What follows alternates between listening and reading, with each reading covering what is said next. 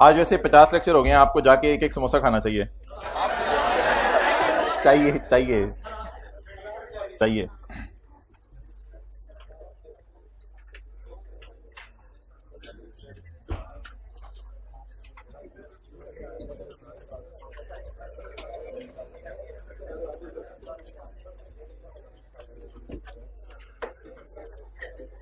वैसे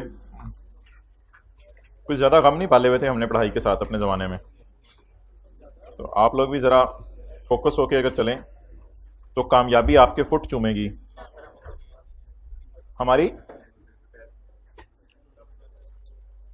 instead of कि हम कल वाला नोट बनाएं और कल वाले सवाल को जरा नजर मारें, तो बस एक 5 मिनट लगा के रिवीजन करते हैं अभी तक जो हमने पढ़ा हुआ है उसकी, और इस सवाल से शुरू कर लेते हैं। कल वाले का मैंने कहा था नोट शोट बनाएंगे, रिकॉन्सिलिएशन एक दफ़ा और लॉजिक शॉजिक डिस्कस करेंगे, तो उस चक्रों में ना पढ़ें, ये वाला सवाल कर लेते हैं ताकि ज़रा डिस्कशन भी हो जाए। टेस्ट बड़ा ज़बरदस्त किस्म के, हर एडजस्टमेंट सर चढ़ के बोलेगी इंशाल्लाह, and you will enjoy this. कितने लोगों ने दे दिया टेस्ट? You enjoyed? ओके, पूरा कर लिया था, पास हो जाओगे, पासिंग मार्क्स आ जाएंगे। अच्छा जी, क्या किसी बिजनेसमैन की बैलेंस शीट में निकल जाना बाहर, आगे जाने दें। क्या किसी बिजनेसमैन की बैलेंस शीट में रेंट प्रीपेड आ सकता है? जी आ सकता है। नहीं क्या किसी बिजनेसमैन की बैलेंस शीट में रेंट प्रीपेड आ सकता है? क्या किसी बिजनेसमैन की बैलेंस शीट में एग्रीकल्चरल इनकम रिसीवेबल आ सकती है? क्या किसी बिजनेसमैन की बैलेंस शीट में बिजली का बिल पेएबल आ सकता है? आ सकता है। टैक्स वाले इसके बारे में क्या चाहते हैं? डिडक्शन, डिडक्शन, एग्जाम, ये अल्फाज तो टैक्स वाले यूज करते हैं। टैक्स वाले इसके बारे में क्या चाहते हैं? लीव इट, इस बात को छोड़ें। हम ये बात करते हैं कि how to tackle prepare T count. Working number 1, 1 मिनट लें, नोट करें। Your time starts now. 1 मिनट बाद हाथ खड़ा कर देना है। क्वेश्चन नोट करें। 1 2 3 4 5 चपेट, 7 थप्पड़, 9 10 11 12 चंडे, 14 15 16, नहीं टुडे नहीं, 18 19 20 21 चपेट, 22 23 24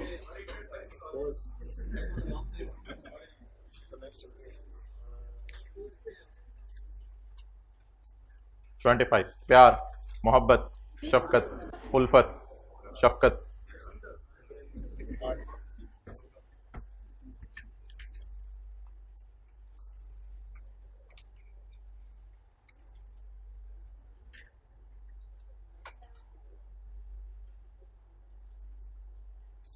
जल्दी जल्दी जल्दी नोट हो गया।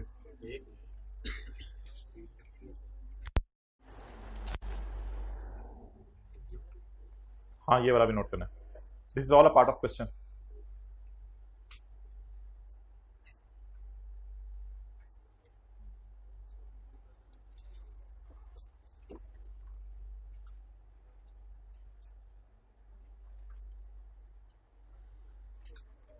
मरहबा ग्लासेस वाले भाई, मरहबा मरहबा। जी आया नु, बाल सेट करे हो, छोड़ो ना आप बाल, बस चलो शुक्रिया। तो सर को जाने का टाइम नहीं मिलता था हमें, तो पता नहीं आप कह रहे हो किस जमाने में सीखेगी है, सर को जाने का टाइम नहीं मिलता।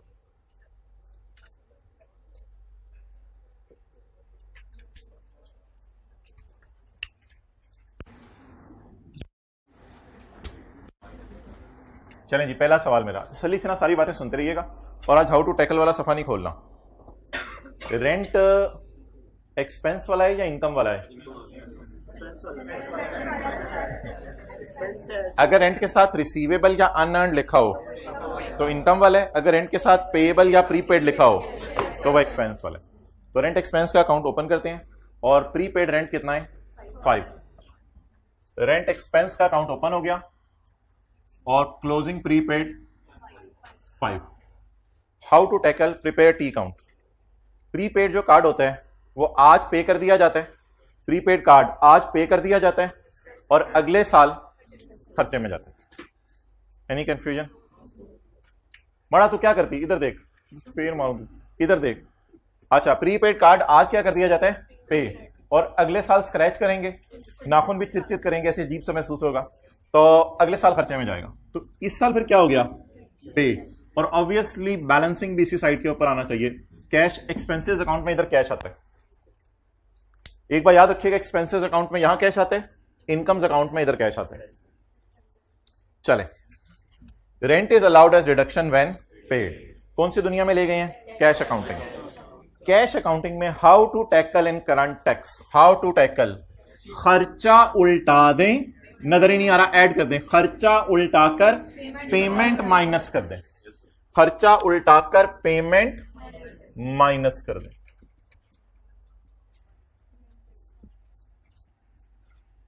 प्रॉफिट तो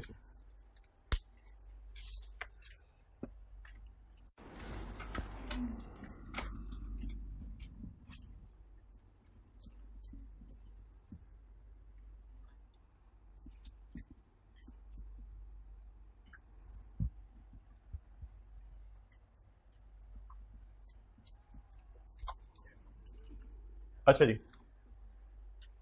नेक्स्ट, कैश अकाउंटिंग में प्री पेमेंट्स एग्जिस्ट नहीं करती, इसलिए प्रीपेड रेंट लिखकर 5 और 0। How to tackle, prepare T count,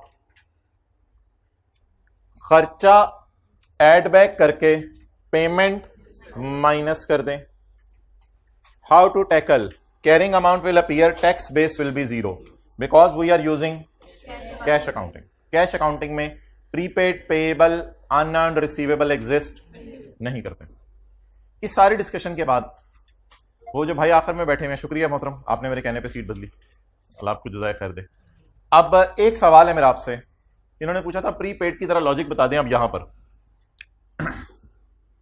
prepaid इस साल पे हो गया, टैक्स वालों ने माइनस करने दिया, हमने फ्यूचर में सोचना क्या होगा।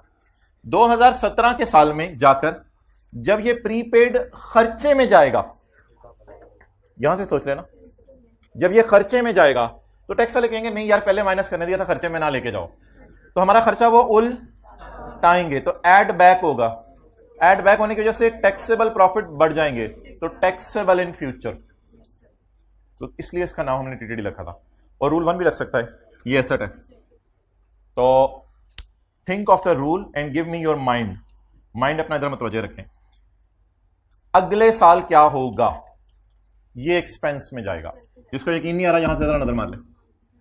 अगले साल क्या होगा, जब ये एक्सपेंस में जाएगा तो एक्सपेंस में जाने की वजह से टैक्स वाले कहेंगे कि भाईजान पहले ही तुम्हें माइनस करने दिया, तुम फिर एक्सपेंस में लेके जा रहे हो, तो इसे हमें अगले साल मजबूरन ऐड बैक करना पड़ेगा, तो फ्यूचर में टैक्स हमें देना पड़ेगा, तो taxable in future, is it so? तो 5 is taxable in future. Next, agriculture income की तरफ मैं बाद में आता हूं। तुम्हें इलेक्ट्रिसिटी एक्सपेंस पेएबल, पेएबल है, एक्सपेंस ही पेएबल होते हैं। Opening payable, closing payable. Payable अगले साल, तो इस साल फिर खर्चे में जाएगा, और अल्लाह का शुक्र है बैलेंसिंग इसी साइड पे आ रहा है पहले। How to tackle, prepare T count.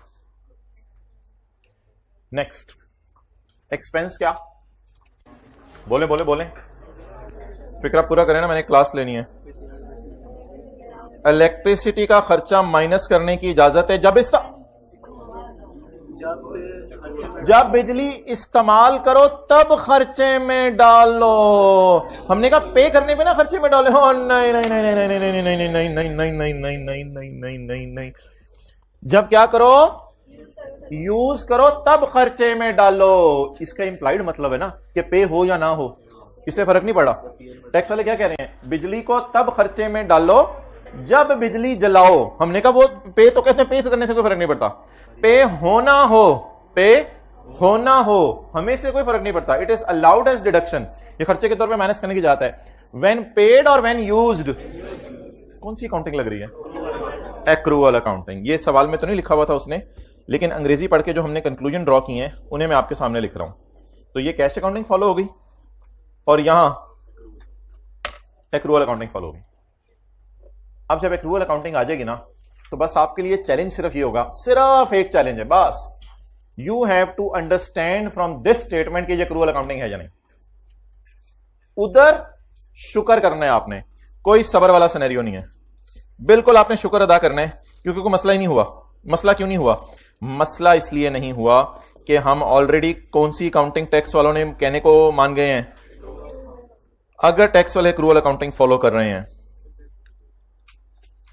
तो no adjustment required in current tax, in deferred tax working carrying amount will appear and tax base will be, क्योंकि वो भी एक्रूअल अकाउंटिंग फॉलो करें। उन्होंने खर्चे में कितना डाला होगा? 7, हमने भी खर्चे में कितना डाला होगा? 7, बस 7 कोई करंट टैक्स में कुछ करने की जरूरत नहीं।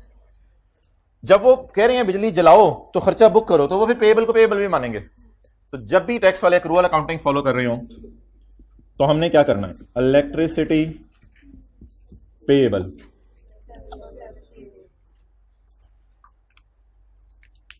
Because they are following accrual accounting. Last but not the least, though in this question this is least, but let's move towards the last.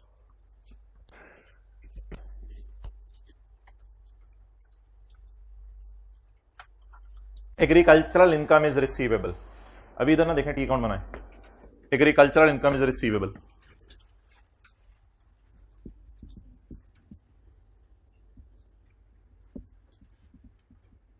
ये मुल्तान वाले भाई का सवाल है कोई। Mango income, agricultural income, opening receivable, closing receivable, किसका हो सकता है? अच्छा नहीं, आजकल मैंगोज का जमाना है। कितने जी? 3। कितने लोगों ने खा लिया मैंगो? कितने लोगों ने भी खाना है इस मौसम का? चलें, सामने वाले की शर्ट देखो, मैंगो तो नहीं लग रही। आप बताएं, आज एक भाई आए हुए हैं, भाई इनका नाम मुझे बता दो हमेशा के लिए, मुझे याद हो जाए। कुतुब भाई, अपने दोस्त का नाम? सऊद। सऊद भाई ने एक दफा सवाल पूछा था कि ये अमाउंट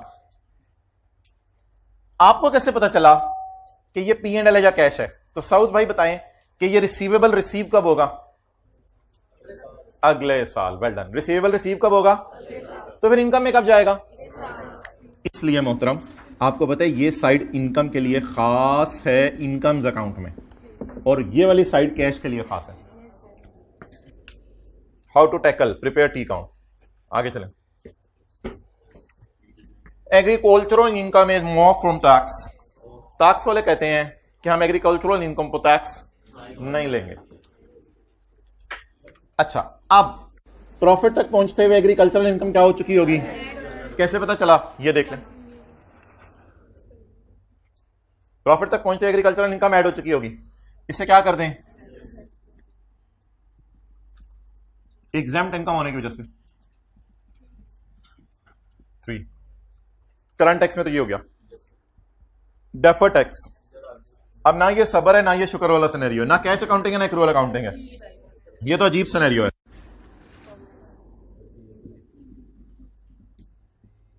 स्पेलिंग गलत हो गए हैं। Agricultural income receivable as per accounting books 3, जबरदस्ती 3 ले लें। द रीजन इज कि अगर आप ये कहें कि एग्रीकल्चरल इनकम माफ है तो इसका रिसीवेबल भी टैक्स वालों की नजर में माफ है। तो इनकम माफ तो रिसीवेबल माफ, तो फिर ये 3 रुपए टैक्सेबल टेम्परेरी डिफरेंस आ जाएगा, हालांकि ये परमानेंट डिफरेंस है। तो मैंने रीजन बताई थी, इसके ऊपर एक निशान लगाया था लाल मार्कर से ऐसे करके कि आपने यहां रुकना है। जो इनकम भी माफ होगी उस इनकम की आपने टैक्स वालों की वैल्यू बराबर लेनी है, ताकि there should be no difference, nothing is taxable in future. तो ये एग्रीकल्चरल इनकम में या फाइन पेएबल में ऐसा करना है। लेकिन जब रिसीवेबल पेएबल हो, अगर खाली लिखा होता एग्रीकल्चरल इनकम रिसीवेबल ना लिखा होता तो फिर हम यहां कुछ ना करते, बस यहां माइनस तो करना ही था। तो ये रिसीव हो रही है या रिसीवेबल है, तो बैलेंस शीट टाइप चीज होने की वजह से इधर भी आएगी।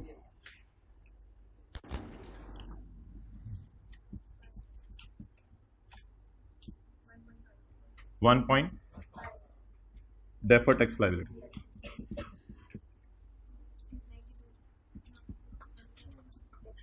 टैक्स 30,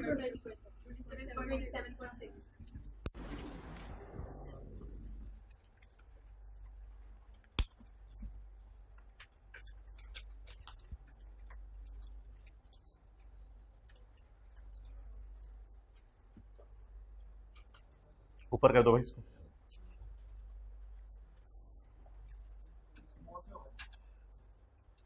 हाथ से करो। अच्छा अच्छा, वो कर रहा है, रोटेट कर रहा है भाई। ये रिमोट से जरा ऐसी सेट कर दें। कभी कभी हमारे दिल में ख्याल आता था कि आज डेटर कंट्रोल अकाउंट का टॉपिक करना है। 5 बजे बैठ जाते थे, 11 बजे तक सारे पास पेपर कर लेते थे ताकि एक सिटिंग के अंदर कवर हो जाए। और ये वीक डेज की बात बता रहा हूँ, वीकेंड पे तो वैसे ही लुट मचाई जा सकती है। नहीं, किसी ने लाइब्रेरी में कभी भी नहीं बैठा जिंदगी में, मुझे याद नहीं पता लाइब्रेरी में गया भी हूँ। Okay,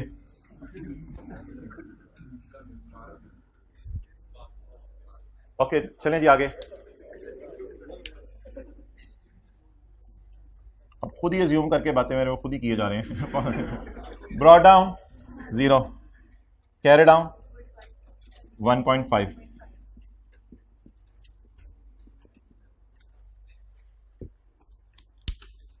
okay. Note 27.1।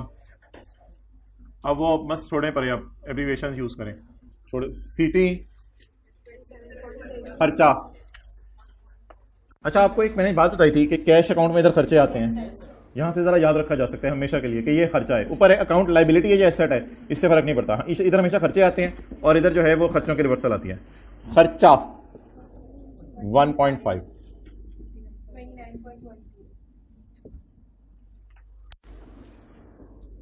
Recon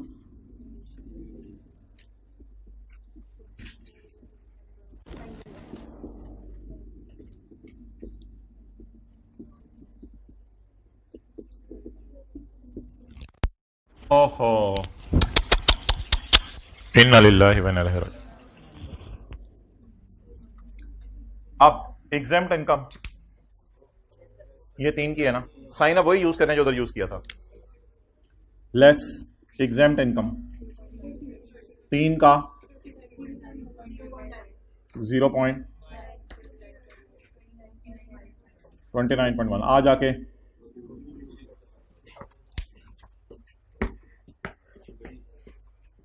test में कितने लोगों की रिकॉन्सिलेशन मैच कर गई है? नहीं की? किस एडजस्टमेंट की वजह से मैच नहीं की? हाँ,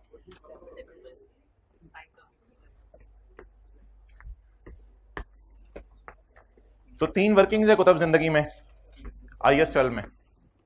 grant tax, defer tax liability slash asset as on, और DTL का अकाउंट। और जब आ जा सर, ये कैसे पता चलेगा सर आई कैप में सर हम ये वर्किंग फिर कर सकते हैं, इसके नंबर नहीं कटेंगे?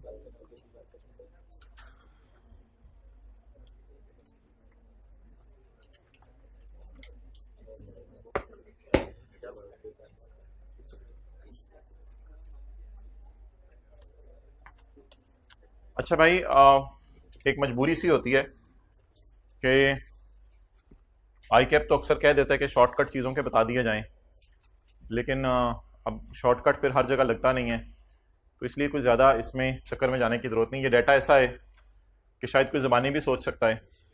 इन 2 अकाउंट्स की तो बिल्कुल ही ज़रूरत नहीं थी, क्योंकि यहाँ वैसे ही इनकम माफ़ होनी है और यहाँ ये है। यहाँ थोड़ी सी ज़रूरत थी अकाउंट की, खर्चा उल्टा के पेमेंट लेस कर सकती हैं, तो ये थोड़ा सा इसके लिए इस अकाउंट ने हेल्प कर दी। लेकिन शायद इन 2 अकाउंट्स की ज़रूरत नहीं थी। लेकिन ऑब्वियसली किसी सवाल में आपको अकाउंट बना लें, किसी में अकाउंट ना बनाएं, तो वो इनकन्सिस्टेंसी से बचने के लिए हर जगह कंसिस्टेंसी फॉलो की जाती है ताकि ये वाला मसला ना हो। बाकी आई कैप में आप देख लेते हैं क्या है। अगर आप किसी होमवर्क के सवाल में कहीं पे शॉर्टकट यूज़ कर रहे हैं और कोई चीज़ नहीं बना रहे तो ठीक है, वो आपके नंबर वहाँ पे तो नहीं काटेगा, जाहिर सी बात है। लेकिन ये वर्किंग शो करनी है किसी ना किसी तरीके से। किधर आ रहे हैं ये पास्ट पेपर्स, किधर आ रहे हैं? उनके सोल्यूशंस एक दफ़ा दिखाए थे।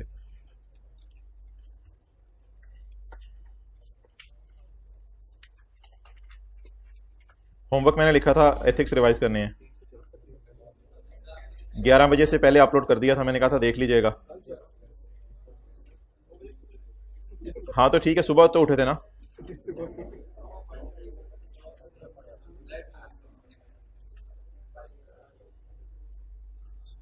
ये देखें अब, ये मिसाल के तौर पे प्लांट का अकाउंट है, उसने नहीं बनाया हुआ ICAP ने, बुक वैल्यू में से डिप्रिसिएशन माइनस कर दिया, कैरिंग अमाउंट में, टैक्स बेस में भी उसने बुक वैल्यू में से डिडक्शन माइनस कर दिया।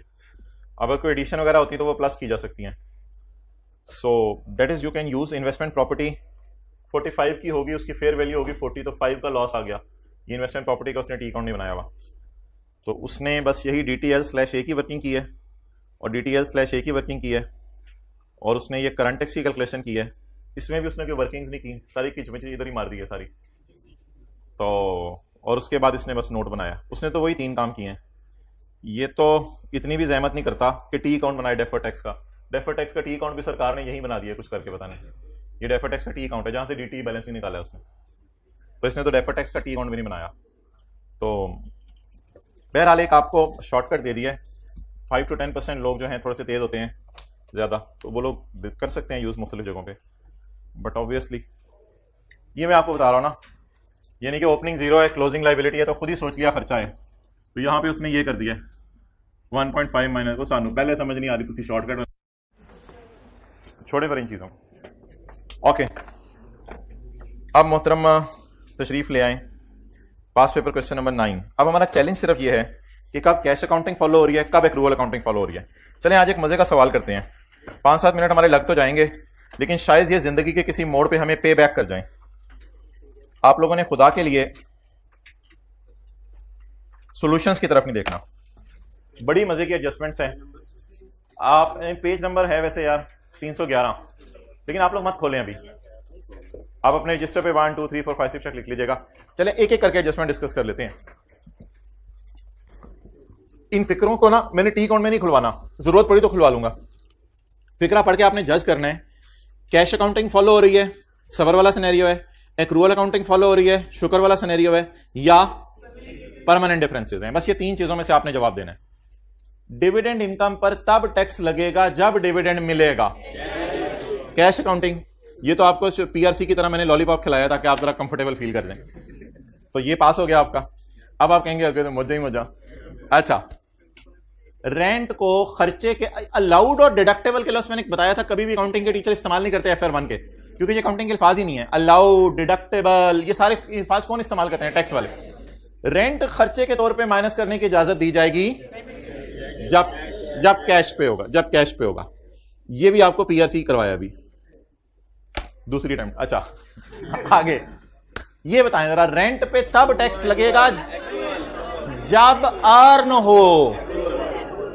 अर्न हो का मतलब है यानी जब सर्विस दो। रेंट पर तब टैक्स लगाना जब क्या हो? अर्न हो। इसका मतलब क्या? मिसाल के तौर पे मैंने किसी को घर किराए पे दे दिया 1 महीने के लिए, उसने मुझे किराया नहीं दिया, क्या मैंने अर्न कर लिया, कमा लिया? तो ये तो फिर एक्रूवल अकाउंटिंग की साइड पे बात जा रही है। तो here we are following. Tax वाले कौन सी अकाउंटिंग कर रहे हैं? टैक्स वाले मैं क्यों बोल रहा हूं, हो सकता है ये फिक्र अकाउंटिंग वालों की नजर में हो। भाई मैं वो अल्फाज यूज करने बताने लगा हूं आपको जो सिर्फ कौन यूज करते हैं। ये FAR1 के टीचर ने जिंदगी में कभी इस्तेमाल नहीं किए होंगे अपनी क्लास में। खर्चे जब आते हैं तो शायद वो माइनस का लफ्ज बोल देते हैं, अलाउड डिडक्टेबल के लफ्ज नहीं बोलते अकाउंटिंग के टीचर। तो इनकम्स के लिए ना लफ्ज आया करेगा अर्न्ड, एक्सपेंसेस के लिए नीचे देखें लफ्ज। बिजली का बिल तब माइनस करना, ये अलाउड का लफ्ज कौन इस्तेमाल करते हैं? तो ये सारी बातें सिर्फ लाल किताब कर रही है। लाल किताब कहती है बिजली का बिल तब माइनस कर लेना जब बिजली इस्तेमाल करो। यूज लिखा हुआ था मैंने सवाल में, इधर मैंने उसकी जगह यूज की जगह इनकर लिख दिया। कौन सी अकाउंटिंग फॉलो करें? ओह अब CA फाइनल टाइप एडजस्टमेंट शुरू हो। CA फाइनल टाइप मींस कि अब कैफ आप निकल गया। आप जरा CA फाइनल वाली एडजस्टमेंट आई है। CA फाइनल की एडजस्टमेंट नहीं है, एडजस्टमेंट हमारे सिलेबस की है। समझ रहे हैं मैं क्या कह रहा हूं? टी अकाउंट बना के पता चलेगा, टी अकाउंट बना के पता चलेगा।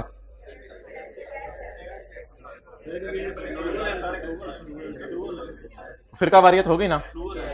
CA फाइनल में इसी तरह होता है, कुछ पास हो जाते हैं कुछ रह जाते हैं। कैश वाले हाथ खड़ा करें हाइब्रिड में, एक्रूवल वाले हाथ खड़ा करें। ये दरमियान कौन है जिन्होंने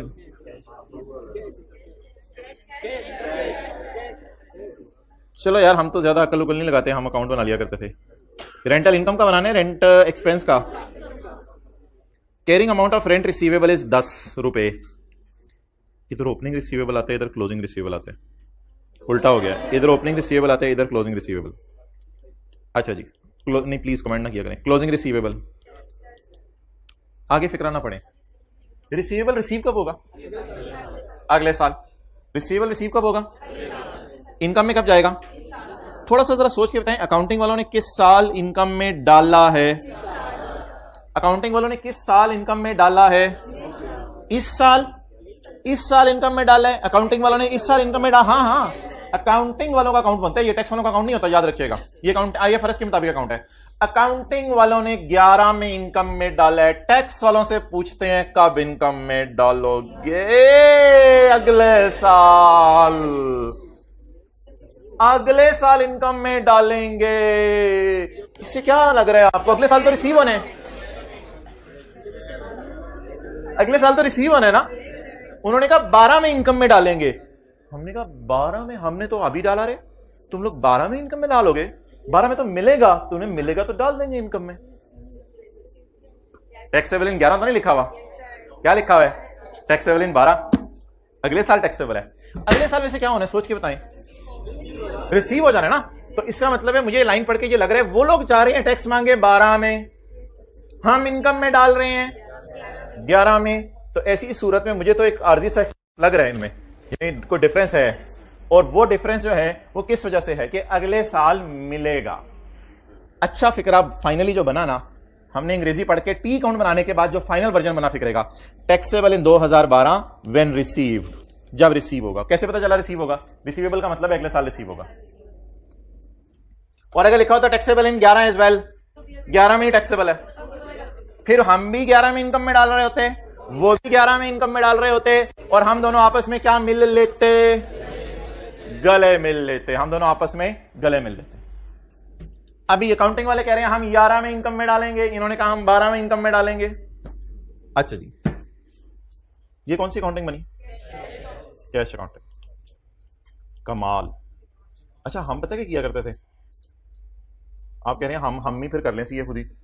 हम पता क्या किया करते थे? हम ऐसे एडजस्टमेंट को स्टार डाल लिया करते थे, ताकि आखिरी दिनों में ना रिवीजन करते हुए हम ऐसे एडजस्टमेंट को देख लें।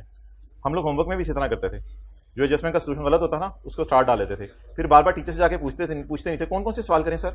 मुझे पूरे सीए में याद नहीं पड़ता कभी मैंने टीचर से सवाल पूछा हो, सर कौन कौन से सवाल करें। ये पता नहीं, आप लोग कहते हैं बस हलवा जो है ना, हलवे चम्मच भी, वो हलवा भी मुंह में टीचर ही डाले, बस हलवा बना के भी दे, मुंह में भी डाले और बाद में हाजमूला भी खिलाए। सही तो है नहीं सर, फिर भी थोड़ा जरा लीज के बारे में बता दें जरा, कौन कौन से सवाल। पास पेपर्स कर लें 0.6। चले आप अगला तो खुद हो जाना चाहिए। टी अकाउंट बना लेते हैं, टी अकाउंट बना लेते हैं।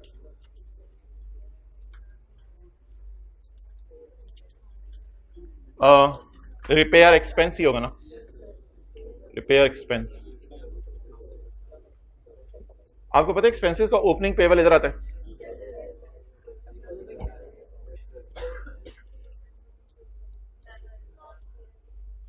पेबल पे कब होगा? अलाइनमेंट इधर रखें। पेबल पे कब होगा? अगले साल।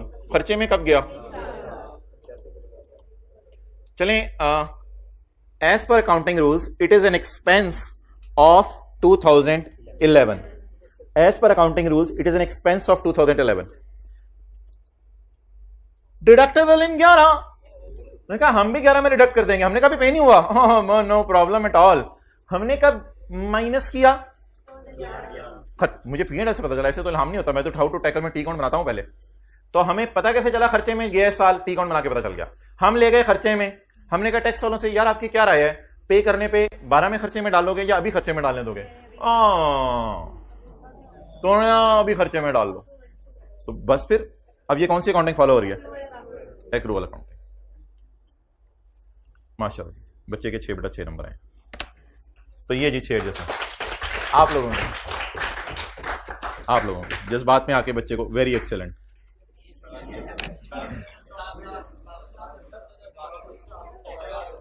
स्टार दे देते हैं, स्टार दे देते हैं।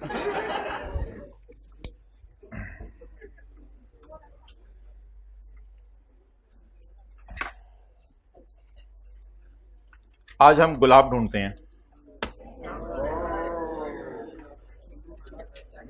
चलें जी, रोज है। क्वेश्चन 9। 3 शर्ट्स मुझे नजर आ रही हैं रोज। रेड में। Rose Limited is finalising its financial statement for the year ended 31 December 2018।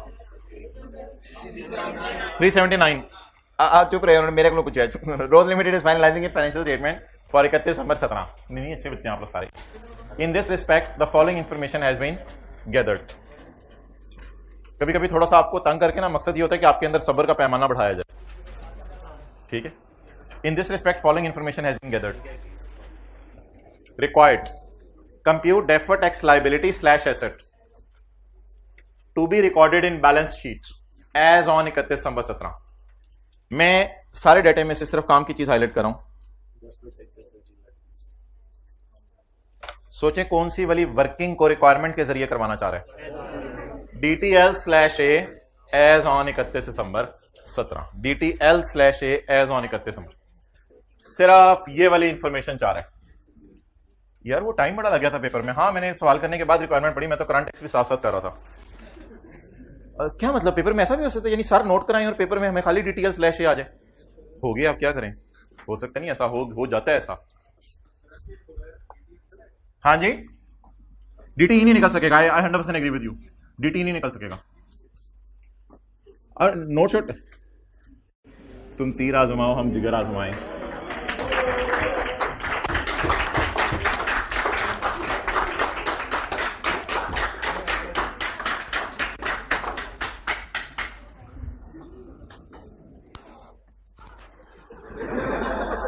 Since how long you are facing this issue? सवाल में PBT क्यों नहीं दिया हुआ? करंट टैक्स ही वर्किंग नहीं चाहिए। टैक्स रेट इज 30% एक्सेप्ट कि मैं कुछ और कह दूं। अच्छा, इस सवाल में हाँ ठीक है, स्टार्ट करें।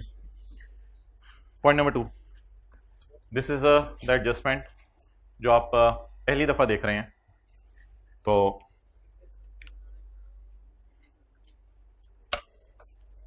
इस साल एडवर्टाइजमेंट हुई है 15 मिलियन की। इसके साथ कोई लिखा हुआ है प्रीपेड पेएबल? तो बस पेड है। क्या है?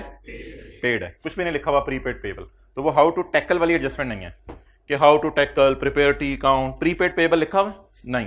तो बस एडवर्टाइजमेंट है। अकाउंटिंग वालों ने किस में डाली होगी यार? अब हाथ होगी, ऐसे देख रहे हैं, पता नहीं क्या हुआ है। अकाउंटिंग वालों ने खर्चे में डाली होगी ना, हर चीज को ऐसे ना।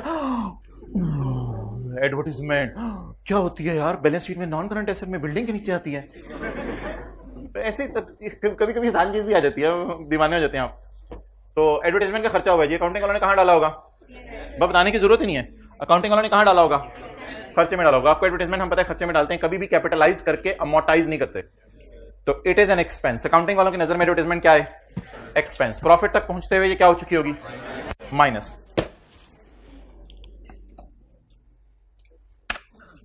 द कॉस्ट 15 मिलियन है ना? The 15 million is allowed as खर्चा ओवर ओवर 5 साल, सॉरी अगले नहीं, हमारा साल डाल के। The cost is allowed as reduction over 5 साल फ्रॉम 2017 टू 2021। तो लिख लें पीपी टाइप या इनटेंजिबल टाइप चीज ये कोई बना रहा है, ये एसेट टाइप चीज बना रहा है, कहते हैं इसको 5 सालों में खर्चे में डाल दो। ठीक है, इसको मैं कहूंगा टैक्स वाले कंजूस हैं। इन्होंने अमोर्टाइजेशन एक्सेलरेट नहीं करवाई। हमने फौरन खर्चे में डाला 15 मिलियन, इन्होंने कहा 5 सालों में खर्चे में डाल दो। अब शुरू करें जी। कंपनी का नाम Rose Limited. Deferred tax liability slash asset as on. चलें जी, इसमें ना एक मिनट कॉलम जरा मेरे से जरा देख के डाल लें। कैरिंग अमाउंट, अच्छा आज ना कुछ चीजों का रेट डिफरेंट होगा, तो इसलिए आज एक नया कॉलम में डाल रहा हूं टैक्स रेट, और फिर आखिरी कॉलम टैक्स का।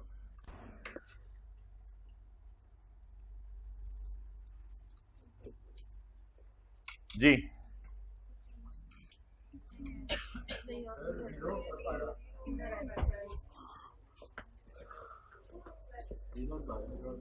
भाईजान, ये जो बीवी या कैरिंग अमाउंट होती है ना, खुदा के लिए कभी जिंदगी में बीवी या कैरिंग अमाउंट जो होती है बैलेंस शीट में जाती है, लेकिन advertisement is not a book value. Accounting वालों की नजर में इट इज एन एक्सपेंस।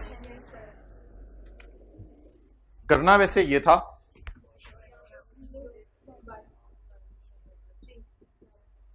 करना ये था, लेकिन अब कुछ लोगों ने अजीब सी बात कर दी है कि अकाउंटिंग वालों की किताबों में बैलेंस शीट में 15 मिलियन की इन्वेस्टमेंट जाएगी। जब मैं कैरिंग अमाउंट के सामने मार्कर लेके गया तो उन्होंने कहा बैलेंस शीट में 15 मिलियन शो कर दें। पता नहीं कौन सा बैलेंस शीट में कहां जाके 15 मिलियन उन्होंने शो करना है। तो बैलेंस शीट में एडवर्टाइजमेंट कैसे आ सकती है? एडवर्टाइजमेंट किस टाइप का आइटम है? P&L टाइप का आइटम है, तो 0 और 12 शो होने। बहरहाल इसको डिस्कस करते हैं, चलें फिर। व्हाट आई फील कि IFRS वाले और टैक्स वाले 17, 18, 19, 20, 21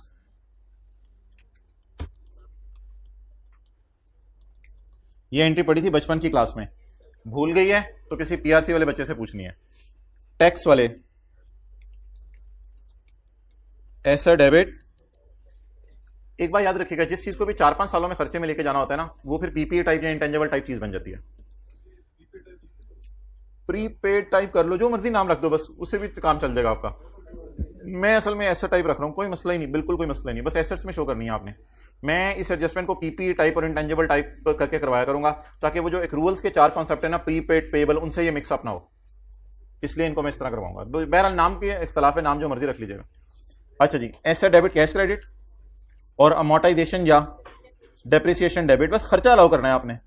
अमोर्टाइजेशन डेबिट ऐसे, वैसे IAS 38 मना करता है एडवर्टाइजमेंट को कैपिटलाइज करने से, और स्टाफ ट्रेनिंग को भी कैपिटलाइज करने से मना करता है, लेकिन टैक्स वालों को कौन पूछने वाला है? टैक्स वाले जो मर्जी चीज कैपिटलाइज करेंगे, हमें इससे क्या है? क्या? एक मिनट, 1 बाय 1 जी, पहले आप पूछो। खर्चा कैश, ये खर्चा कैश वाला है? खर्चा कैश वाला है या नहीं, इसके लिए टैक्स वालों से कुछ नहीं पूछना आपने सवाल में अकाउंटिंग वालों की जो लाइन लिखी हुई है ये पढ़ के बताएं, क्या ये एडवर्टाइजमेंट एक्सपेंस पेड है या पेएबल है? पेड है, बस खत्म बात। क्या इनकर्ड का मतलब ये तो नहीं होता कि it is incurred but not paid. Incurred का तो मतलब होता है खर्चा किया इस साल। आगे पेएबल के लिए जो लफ्ज यूज होते हैं ना, वो सुन लें। पेएबल के लिए लफ्ज यूज होते हैं payable, accrued, owing, outstanding, arrear. Incurred तो खर्चे के लिए इस्तेमाल होता है, बस खर्चा किया, बस खर्चा किया मींस इनकर्ड। आगे पेड है या पेएबल है वो सवाल नहीं बता रहा, तो खर्चा is paid, advertisement is paid. अब एडवर्टाइजमेंट को हम अकाउंटिंग वालों ने कहां डाल दिया? खर्चे में। टैक्स वाले इसे कितने सालों में खर्चे में डालना चाह रहे हैं? 5 सालों में। अगले साल क्या एंट्री करेंगे? Amortisation expense debit, asset credit. अगले साल क्या एंट्री करेंगे? Amortisation expense debit. अगले साल क्या एंट्री करेंगे? Amortisation expense debit. आखिरी साल क्या एंट्री करेंगे? Amortisation expense debit, asset credit. तो टैक्स वाले इसको कितने साल में खर्चे में डालेंगे? 5 साल में। अब मैं सिर्फ इधर खड़ा हूं, पहले मैंने समझ लें। बैलेंस शीट में बताएं क्या जाएगा? बैलेंस शीट में कुछ भी नहीं जाएगा। Carrying amount 0। बुक वैल्यू बताएं, बुक वैल्यू एडवर्टाइजमेंट की। ओ, टैक्स वालों को कोई पूछने वाला नहीं है। एडवर्टाइजमेंट को एसेट बना दें, रिपेयर को कैपिटलाइज कर दें। रिपेयर को कैपिटलाइज कर देंगे, कल को कहेंगे repair is allowed as reduction in 3 years, तो रिपेयर को हम एसेट बना देंगे। हालांकि रिपेयर को हम वैसे अकाउंटिंग वाले एक्सपेंस में डालते हैं। तो इट इज अलाउड एज खर्चा over 5 years, means it is not allowed as खर्चा in first year, rather 5 year होले होले। एसेट 15 पे रिकॉर्ड हुआ, 3 से रिवर्स हुआ। What is book value? 12। 15 minus 3। और करंट टैक्स की वर्किंग ये मैं आपको रफ में करके दिखा दूं, क्योंकि करंट टैक्स की वर्किंग मांगी नहीं हुई, लेकिन हमने कौन सा ये सवाल करना है, हम तो प्रॉपर तैयारी कर रहे हैं पेपर के लिए। तो करंट टैक्स की वर्किंग में क्या होगा?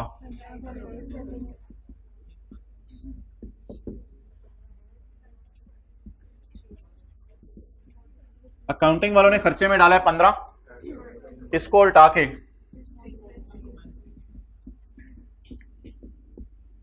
तो it is just a temporary difference.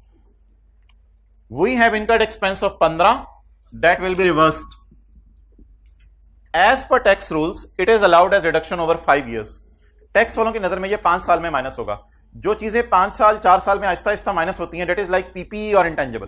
तो आज के बाद किसी भी खर्चे को 1 से ज्यादा सालों में ये माइनस करे, तो इट मींस कि ये इसको ट्रीट करे इंटेंजिबल टाइप या टेंजिबल टाइप कोई चीज। तो ये जी करंट टैक्स की वर्किंग बना लें रफ वर्किंग में, किताब के एंड पे जगह बेशक वहां बना लें, जहां मर्जी बना लें, करंट टैक्स की वर्किंग आप रफ में बना लें जी।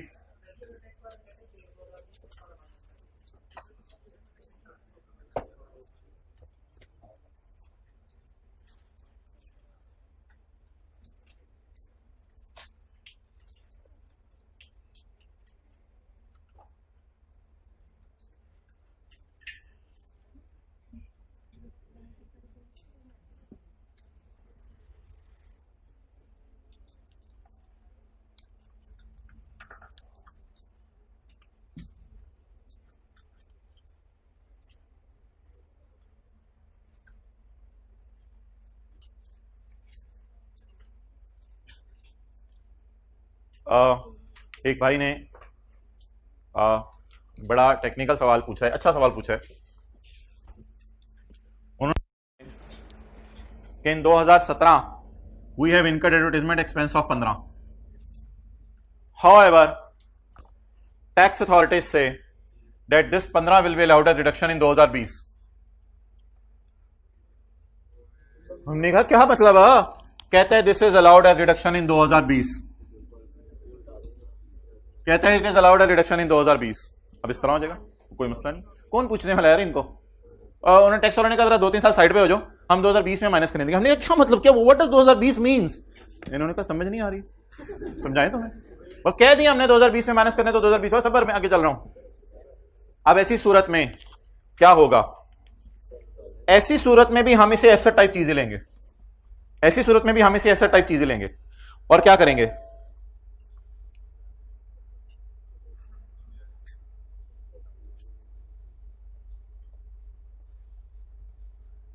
और इस साल जाकर एक्सपेंस डेबिट, हाँ आहिस्ता आहिस्ता माइनस नहीं करेंगे, फौरन आके माइनस कर देंगे। किस साल? इस साल। अब 2017 में कैरिंग अमाउंट 0, लेकिन टैक्स वालों की WDV 15, carrying amount tax BV 15, ये तो कैरी डाउन टाइप चीज है। कैरिंग अमाउंट टैक्स WDV 15, तो it is deductible in future, future में डिडक्ट हो जाएगा, कोई मसला नहीं। तो बस ये जो है ना, ये इसको इधर डाल के रखेंगे। अब ये कभी कभी बाहर निकल के भोंगी भी मारा करेगा, तो मारनी है तो मारे, तो जब भी ये कहेगा खर्चा, तो खर्चे के तौर पर रिकॉर्ड कर देंगे। तो एक बार याद रखिएगा, टैक्स वाले जिस भी खर्चे को इस बेस पे डेफर करें कि बस बाद में कभी माइनस कर लेना, इसको हम ऐसा टाइप लेंगे। लेकिन ये एक्रूअल्स प्री पेमेंट के एडजस्टमेंट नहीं है, वो चारों एडजस्टमेंट साइड पर करके रखें, उनसे इसको मिक्स नहीं करना। तो ये ऐसा type adjustment, please leave it and so on. अच्छा, अब एक बार याद रखिएगा भाईजान प्लीज, खर्चे के साथ इनकर का लफ्ज लिखा हुआ, इसका मतलब ये नहीं होता ये पेएबल है। खर्चे के साथ पेएबल, एक्रूड इस तरह का लफ्ज होगा तो ये पेएबल है, वरना खर्चा इज पेड। आप बोलें जी अकाउंटिंग वाले डिटरमिनेंट को कहां डालते हैं? एक्सपेंस में। इसमें अगर अकाउंटिंग वाले ने एक्सपेंस में डाल दिया है तो बैलेंस शीट में कैरिंग अमाउंट क्या नजर आएगी? 0, और टैक्स बेस 12।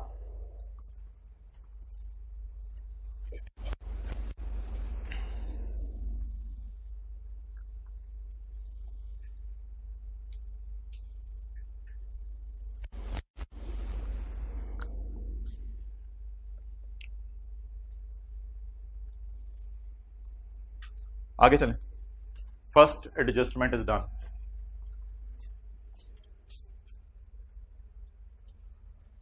जरा सोच के बता दें रूल कौन सा लग रहा है? आज शायद पहली दफा या दूसरी दफा मैं देख रहा हूं सेकंड रूल लग रहा है। If carrying amount of asset is less than tax, advertisement asset लिख दो, कोई मसला ही नहीं। टैक्स वालों की नजर में एसेट है, हमारी नजर में तो नहीं है। अच्छा जी, ये 12 लॉजिक पे चल के बताएं, क्या फ्यूचर की करंट टैक्स वर्किंग मैंने आपके सामने बना दी है? अगर मैंने आपके सामने फ्यूचर की करंट टैक्स की वर्किंग बना दी है तो क्या सोचने की जरूरत है या फ्यूचर नजर आ रहा है? फ्यूचर में बताएं ये क्या है, डिडक्टेबल या डिडक्टेड? डिडक्टेबल, क्योंकि मैं तो यहां खड़ा हूं ना, यहां खड़े होकर मुझे फ्यूचर नजर आ रहा है, अल्लाह का शुक्र है मेरा, तो यहां खड़े होकर मैं कहूंगा डिडक्टेबल इन फ्यूचर। वैसे रूल 2 भी लग सकता है। 12 deductible temporary difference, tax rate is 30% unless stated otherwise.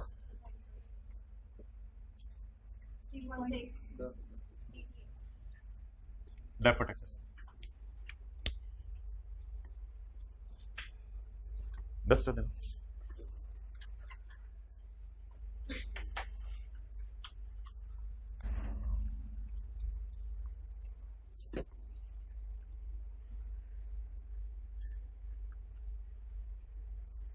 Trade and other payables amounted to 40 million as at 31 December 17।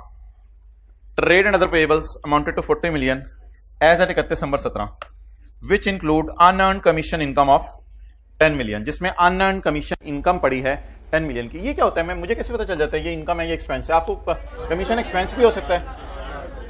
Income के साथ दो लफ्ज यूज होते हैं, रिसीवेबल या अनअर्न। तो कमीशन के आगे इनकम लिखिए।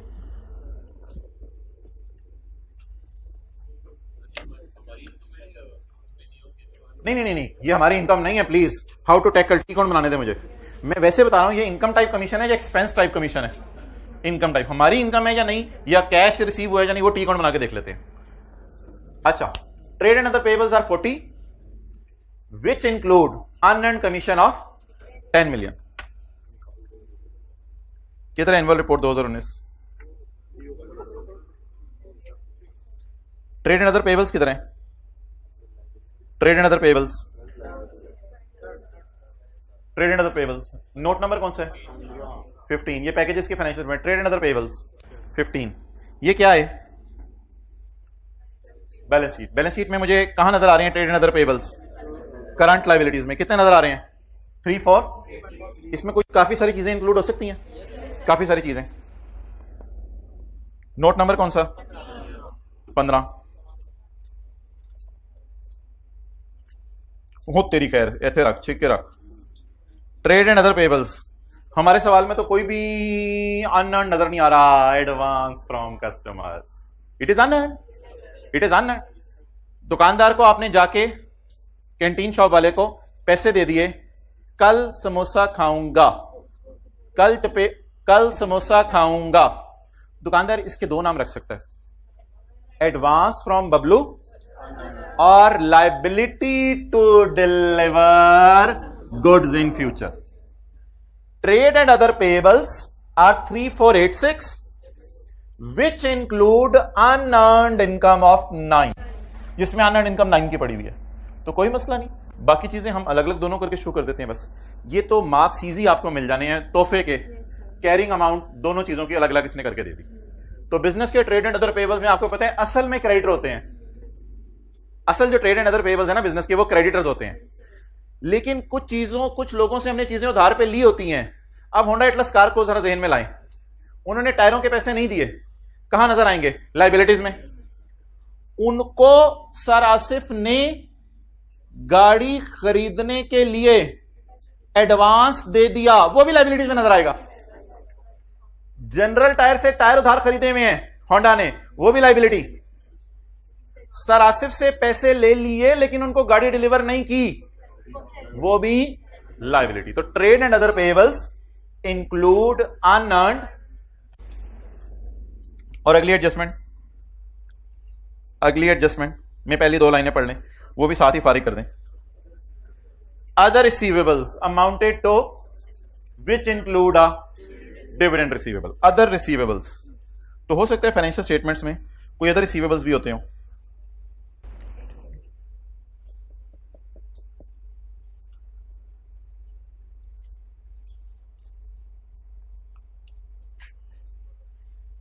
ये एक ऑर्गेनाइजेशन के नोट 27 है, अदर रिसीवेबल्स। क्या? Other receivables. अदर रिसीवेबल्स में पता नहीं कौन कौन से रिसीवेबल आ रहे हैं, सेल्स टैक्स रिसीवेबल, फलां रिसीवेबल, पता नहीं कौन कौन से जानने वालों के रिसीवेबल। इस रिसीवेबल में क्या पड़ा हुआ है? डिविडेंड रिसीवेबल, जो यहां हमें नजर नहीं आ रहा। तो रिसीवेबल्स में एक चीज पड़ी होती है, एक से ज्यादा चीजें पड़ी होती हैं। और शहजादे को देखें इतना बोंगा है, अदर रिसीवेबल में अदर रिसीवेबल डाले हुए, यानी इनका बताया ही नहीं। ओके, काफी ज्यादा रिसीवेबल होंगे ना। ओके, चलें जी, वापस आ जाएं जितने दी। ट्रेड एंड अदर पेबल्स बोल कितने के हैं? 40, जिनमें से 10 क्या है? Unearned commission. तो इसको कैसे लिखें? Unearned commission. ये क्या होता है? रिसीवेबल कमीशन होता है या अनअर्न्ड होता है? तो ये लाइबिलिटी है। लाइबिलिटी की अकाउंटिंग वालों की अमाउंट 10।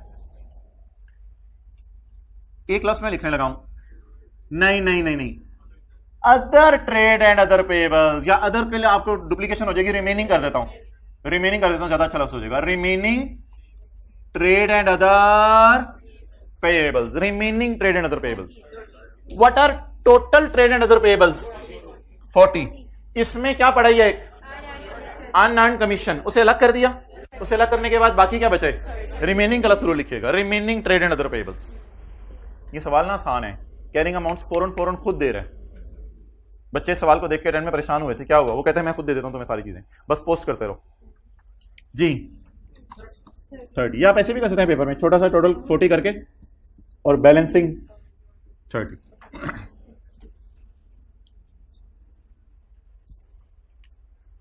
अब इनके tax base, how to tackle, ना उधर ना जाएं, टैक्स वाले कैश अकाउंटिंग फॉलो करें, एक रूल फॉलो करें, मेरी तरफ से बाढ़ में जाए। How to tackle, prepare T count, किसका? सिर्फ इसका, अनअर्न्ड कमीशन का। वो जो 4 चीजें हमने पढ़ी हैं, रिसीवेबल, अनअर्न्ड, इसका टी काउंट बनाए। वर्किंग नंबर 1, यार उधर मत देखो ना, टैक्स वाले, फिर मैं देख लेता हूं कौन सी अकाउंटिंग फॉलो कर रहे हैं, वो बाद में देख लेता हूं। अगर टैक्स वाले कैश अकाउंटिंग फॉलो कर रहे हुए तो मैं यहां क्या ले लूंगा? 0। अगर टैक्स वाले एक्रूअल अकाउंटिंग फॉलो कर रहे हुए 10, और अगर कमीशन इनकम माफ हुई फिर भी 10 ले लूंगा, क्योंकि मैं टेम्परेरी डिफरेंस लाना नहीं चाहता। तो देयर आर 3 ऑप्शंस, लेकिन वो अगली लाइन में मैं देखूंगा, फिलहाल मुझे टी काउंट बना लेने दे। Commission income, opening receivable, closing receivable, opening unearned,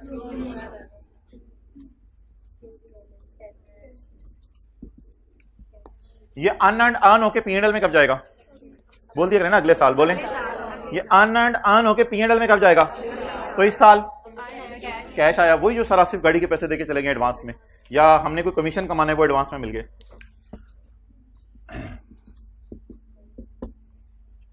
ये तो हमने टी अकाउंट बना लिया। अब जाके अकाउंटिंग देखते हैं इसकी, कि टैक्स वाले क्या कहते हैं।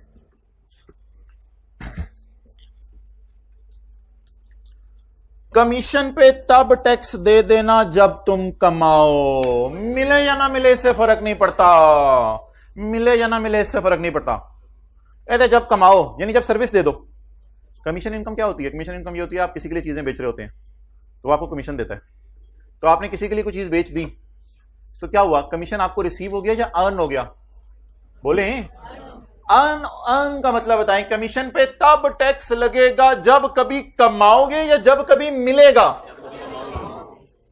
तो यहां मैं लिख सकता हूं चाहे मिले ना मिले। तो ये कौन सी अकाउंटिंग लग रही है? चाहे मिले ना मिले टैक्स देना पड़ेगा। इसका मतलब है अगर मैं सर्विस दे दूंगा तब भी मुझे टैक्स देना पड़ेगा। अब मैंने कहा था सिर्फ यही चैलेंज हुआ करेगा कि फिक्रा पढ़ के जज करना कि ये एक्रूअल अकाउंटिंग है या कैश अकाउंटिंग है। अगली दोनों एडजस्टमेंट्स ना हलवा आ रही हैं। अगली दोनों एडजस्टमेंट्स इसलिए हलवा आ रही हैं, dividend received, sorry taxable on receipt और इंटरेस्ट विल बी, नहीं सॉरी टैक्सेबल ऑन रिसीट। अगली दोनों बड़ी आसान अकाउंटिंग है, इसके अंदर आपको अकल नहीं लगाने की जरूरत, लेकिन यहां थोड़ी सी जरा अकल लगानी पड़ेगी। Commission is taxable when receive, commission is taxable when, so please try to think कि टैक्सेबल का लफ्ज कौन यूज करते हैं? टैक्स वाले, हम अकाउंटिंग वाले, टैक्स वाले। एंड ट्राई टू थिंक कि ये अर्न्ड का लफ्ज, पहले तो मेरा सवाल है ये पीला वाला फिक्रा बोल कौन रहा है? टैक्स वाले। अगला सवाल है मेरा, ये कैश अकाउंटिंग बना रहे हैं या एक्रूअल अकाउंटिंग? और अगर लिखा होता है when it is received, cash accounting. How to tackle, prepare T account. How to tackle, current tax में इग्नोर करते हैं इसको। How to tackle current tax में इग्नोर कर दें। In defer tax working, carrying amount will appear and tax base will also appear.